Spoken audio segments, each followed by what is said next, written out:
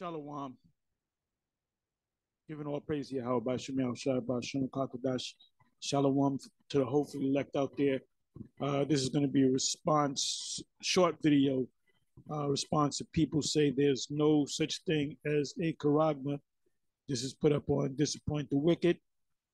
The person that you hear speaking, let me let him speak a little bit. And shall return into his own family, and unto the possession of his fathers shall he return. So in the year of release, you give him a release.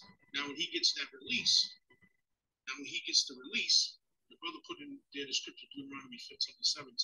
Now I'm going to go here to Exodus 21 and explain what he put there in Deuteronomy 15 and 17. So now I'm going to go to, so in the year of release, the year of Jubilee, you release him. So now let me go. That only applies to men. If a Hebrew man sells another Hebrew man to another Hebrew man, he's free after 7 years. But if it's a woman, she can't be free unless the master marries the woman. Then she's like a wife. She's no longer a slave, or the master gives the woman that he purchased from another Hebrew man unto a son. Then that's his what do you call it, daughter-in-law. Anyway, somebody had put in, I just wanted to cover this.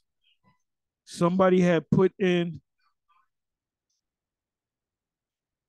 Matazah Lacham 144 GA Ecclesiasticus in the Apocrypha 27:1. Many have sinned. I'm sorry, that's not it.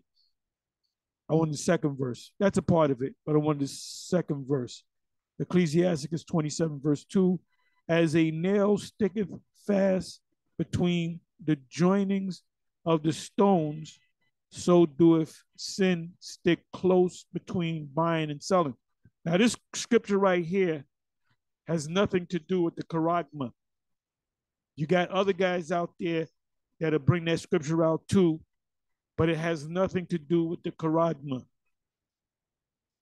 It has everything to do with if somebody's making a purchase. Let's say you're going to buy a used car. We're bringing it up to date.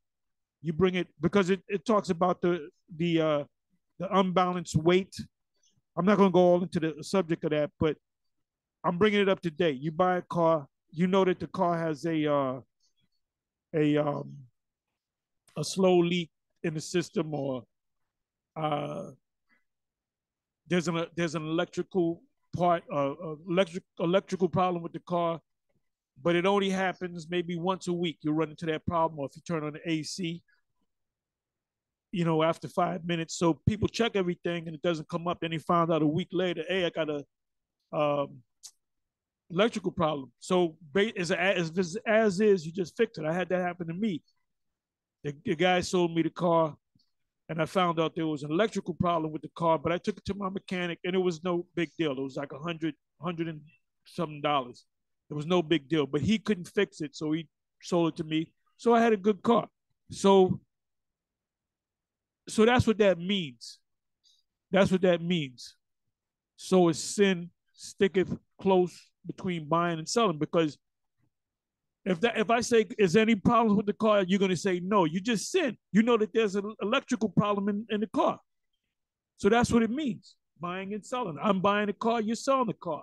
It has this scripture has nothing to do with the charagma, with Revelation 13 and 16. This has nothing to do. This is not a C-hip scripture, all right? So you can understand. So with that, I said I was going to make it short.